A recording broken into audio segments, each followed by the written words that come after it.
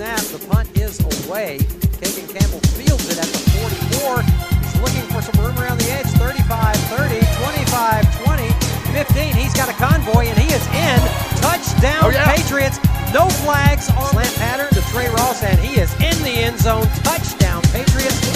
7-yard pass from Colby Smelly. 46.1 remaining in the half.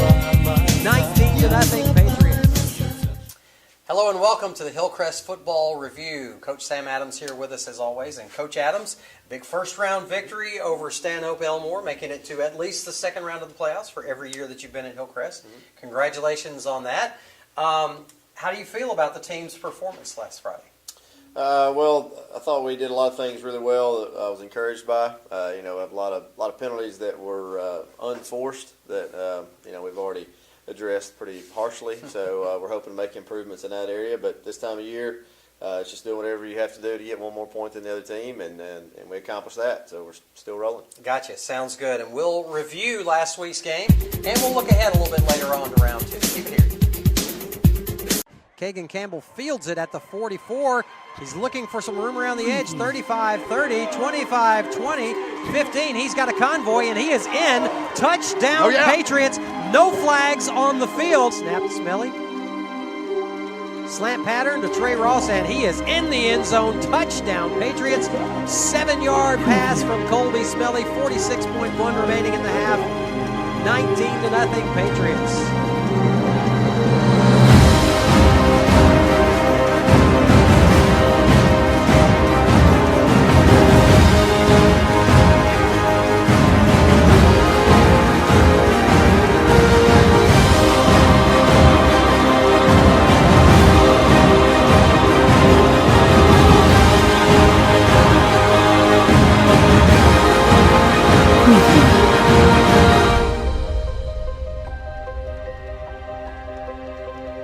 Return touchdown by Kagan Campbell. Yeah, that was nice. And as soon as he got around the end, 19-0 Patriots. Trey Ross in the slant and a screen set up as Matthew Clary comes out to give him a little extra help. And there was one-on-one with Trey Ross and the defense.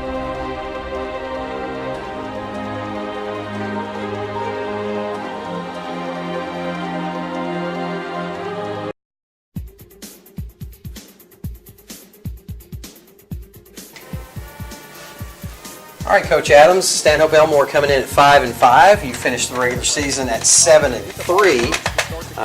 Coin toss. I believe they deferred to the second half, right? That's correct. And you elected to receive, or you did receive. All right, it was a chilly night, pretty much for the first time on Friday night this season. Yeah, and field conditions were not what we would like for them to be. But yeah, that was the same for the other team, also obviously. But I thought that played a role in the game on both sides. Start out, really slow on offense with a penalty that gets us way back behind the sticks, and especially on a night like the other night, with a muddy field, wet field. That's pretty tough to play from way back there, and we have a problem on the opening punt. But good thing is that our defense did a good job of keeping them out of the end zone on their first set of downs. Yeah, you could have fallen behind early here, but your defense was just spectacular all night long. Yeah, they never really let Stanhope get much of anything going. We dodged a bullet on that play right there. They had the wheel route wide open and just couldn't connect on it. Chandler McDougal is upended. But you're right about those field conditions. People were slipping and sliding all over the place. Yeah, it was really rough. We had the hard rain, I guess, late Wednesday night or early Thursday morning, and it was a tough go out there. The footing wasn't very good, and all of that, which can kind of hurt your perimeter game a lot. Throwing and running on the perimeter. So that's why by the end of the game we kind of just played it in the phone booth. Almost, I tell you, it was great to see little number 21 out there again. He didn't get too many touches, but it was great just to see him out there and to show his spark again and get him involved. Yeah, we wanted to get him, between 7 and 10 carries, and get him in there, protect the passer a little bit, just kind of get used to the flow of the game, and we were able to do that. And he was productive when he was in there. You also have Ladontis is okay. I know he was banged up a little bit in the Thompson game, and you pretty much have close to your full stable of running backs back. Pretty close. Pretty close. It looks like there's a fight over it, and it looks like Stanhope Elmore There's a slippery ball again and slippery field. Yeah, I think that one they ended up maintaining possession on that one, but there were several times the ball got out, and I think we had one that got out. And luckily, we got it back. And they're helped with a PI call there, which was deserved on the deep ball down the sideline. So they did flip the field position back on us and move the ball well, several first downs, and then again we rise up and keep them out of the end zone. I think they were in a position where field goals weren't really much of an option for them personnel wise, so we knew they were going to take some shots at the end zone once they got down there. Right at the line of scrimmage, it'll be side to Andre G. Running game for us was really tough. We didn't get many yards at all. Didn't have a lot of success on the ground. And the good thing was we played with good field position for most of the night, so we didn't have to put together a lot of long drives, and we were just able to capitalize on some of their mistakes. It kind of felt, before I say this next comment, that was really strange to me that they never put anybody back for a punt return. Yeah, I don't have a. You didn't see them doing that on film or anything, did you? No. Maybe it was the muddy conditions they were worried about losing possession or something. Could have been. I really have I've never seen that before, so I don't really have a good guess at what they were trying to accomplish. Well, I guess you're guaranteed that you're going to get possession of the ball that way. I guess so. Yeah, conceding the potential for the return, 30 or 40 yards, but yeah, I guess you are guaranteed to maintain possession of the ball. So they have that going. Incomplete, intended for Andre G. And it is good decision to throw that one away by Coach Melly, and we get some points out of this with a field goal. That was a bright spot of the night. Yeah, Joseph was our special teams player of the game with a 38-yarder and a 36-yarder, and made all of his extra points. He had a fantastic game. Yeah, he did a really nice job. Offensively, would like to not have the snap issue that we had there, which backed us up, and then the next time we get down there and have to kick a field goal, we had an alignment issue. So there's really easy things that in the playoffs can cost you if we don't get them repaired in this next week. He makes a move. He's got the first down, 11 yards on the pickup. We get a good completion to Tab Beverly across the middle, and this one gets brought back for a holding call. Good call also. This one we were able to overcome and get the ball back down the field and get a few more first downs. The bubble to Andre G on a little RPO kind of thing. He's pretty talented in space out there with the ball in his hand, and so we try to find different ways just to get him some room to move out there. He's got good quickness, and he's got really good hands. So we just try to give him the ball a few different ways each game. Your team has really come along throughout the season with having a wide variety of options of getting the ball in different people's hands, and it makes it tough for the defense to decide who to focus on.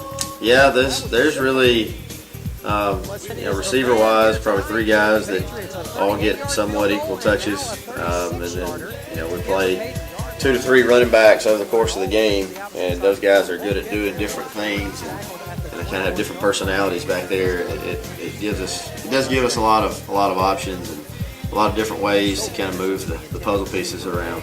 Also keeps them rested too. It does. Yeah.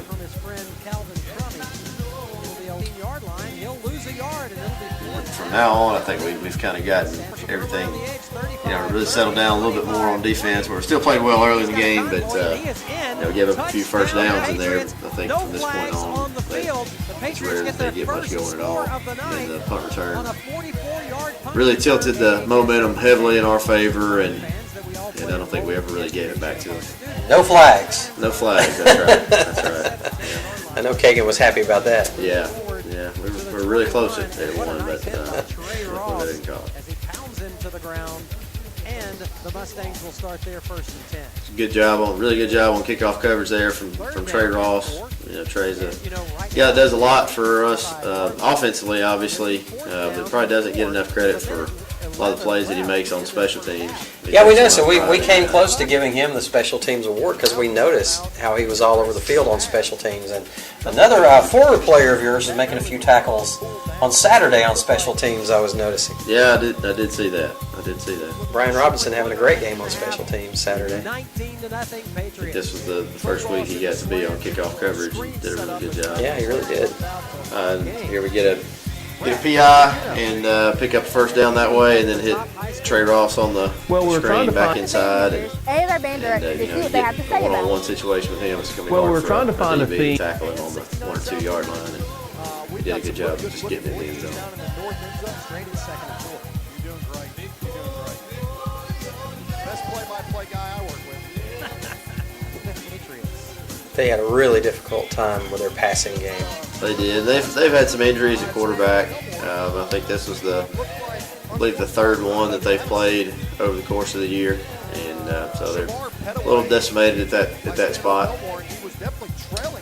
So after the turnover, we tried to hit them with a deep shot and can't pull it down, but that was a close one. We're trying to find ways to create some explosive plays. And man, nicely done by Burton. Nicely done by the offensive line, and good find by Nasir. That looks familiar right there. Yeah, that was good to get him back. He's good at operating and finding little creases inside there. Well, and he's hard to find too for the defenders. Right. That's right. That definitely helps out. This is beautiful right here. This little fade pattern. Yeah, good throw and catch. We had thought we were going to get man coverage down there, which we did, and Trey's pretty difficult to cover. Just as a really big target going to the corner like that. Right. Through the end zone. 27-0 in favor. So pretty much in command at this point. Yeah, we thought if we could get one more score, early in the 3rd quarter, that they'd be in a position where they were, in all likelihood, going to kind of shut it down, and I thought that's pretty much what happened. Stanhope Elmore has shown to have in their playbook. In conditions like this, if you can get, really over a 3-score lead, then you feel pretty good about it. Right. Especially being that we're playing really solid defense. And, Swindle is sitting there in front of him, and Javari Otis Long. That's what I like to see right there. Those swarming tackles. Yeah, I had a lot of guys to the ball, which was as always a positive thing on defense. And anytime you're doing that, it shows that you guys are playing with good effort and playing off blocks well, and that helps limit the number of big plays that a team can get on you if you have that many guys to the ball. As soon as my phone page is loading here, I can tell you what they are. They were really good in the pass rush and didn't really give him any time to set his feet. And Adonis Richards gets in, provides us a little shot of energy in the run game on a good carry, and he took a shot on the next one, but Sure did. to his credit, got right back up and had a good carry on the next down. Yeah. Cool thing to do, and he threw that right on the money to Trey Ross on the sideline for a nice There, pickup. Colby does a good job moving around the pocket and buying some time, and has a good throw and a good catch by Trey on the sideline. And then, unfortunately, we have some snap issues there, Nice improvisation. and we kind of make the most out of a busted play on that one. And fortunately, we're able to get it back down there, get another first down, and keep the drive alive. From Stanhope Elmore, this one is going to go against the Mustangs more. Stanhope their defensive front was really good. I think, Yeah, they shut down the run pretty well. yeah, one of the D tackles in there, 52, is probably the best one we've played all year. Number 11, the D end, is a Purdue commitment. We're trying to find a theme. A lot of football left to play ahead of them. that would appeal to both. There you have it. No highlights from the 4th quarter. Not really a whole lot to speak of. So the game ends at 34-0, and you advance to round 2 of the playoffs. And Coach Adams, round 2 is going to be kind of a familiar foe in Saraland.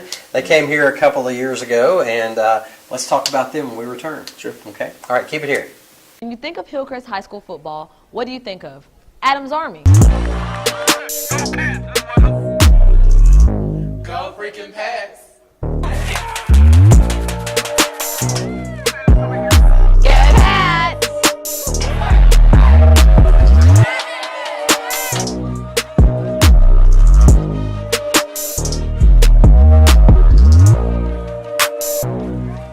I am Lorenzo Winston, known as Renzo B.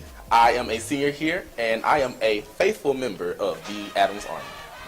My favorite part in being in Adams Army is cheering on my fellow Patriots and also inspiring other schools in the local area to have a student section like ours. So the band loves when Adams Army interacts with us because I feel like it makes us look more united as a school.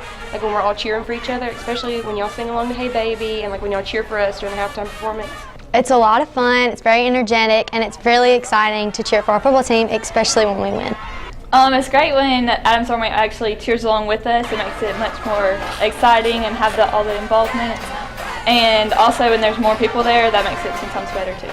I'm Coach Perano, and I am kind of in charge of Adams Army, but not really because the kids really do all of it. But I do try to help them out and allow them to show kind of how great Hillcrest High School is, not only to the other Hillcrest students and the past students, but to everybody else in the community and surrounding high schools as well. It was 2014, so it was the class of 2015, and they were trying to come up with a kind of a catchy name. So we're thinking about things in my room then. It was the first year we had Coach Sam Adams. It was actually, I still remember the young lady's name. It was a young lady named Katie Howard. She and I were sitting in the back of the room, and she suggested, how about Adams Army? So that was 3 years ago, and it has only grown from that to kind of what it is today. Welcome back, and Coach Adams heading into the second round of the playoffs, playing against Saraland. Now, they're a fairly young program, only been around, 12 or 13 years as a school, and they already have a couple of state championships to their name, so they've established something down there, haven't they? Yeah, they played for the state championship in 14, the year that we played them in the third round here at our place, and Coach Kelly has done a really good job with their program, and they've got a solid team every year. Now, what do you know about this year's specific team? Yeah, I guess the first name to mention for those guys is the quarterback, Jack West, and he's an Elite 11 quarterback, one of the tops in the country. He'll be an early enrollee at Stanford, and so as a young man, it's obviously got a lot going for him.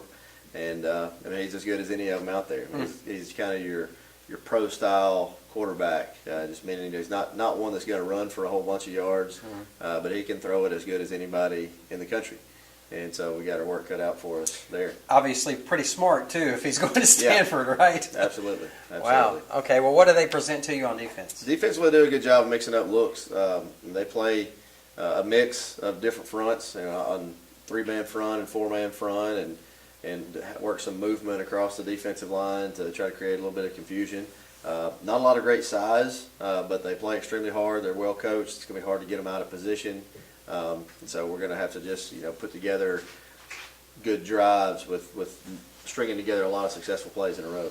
Good program, good team, and they're all going to be good teams from here on out when you get this deep in the playoffs. If you can't make the trip, hopefully you can, but if you can't make the trip, you can catch the game on 95.3 The Bear or on the NFHS network online.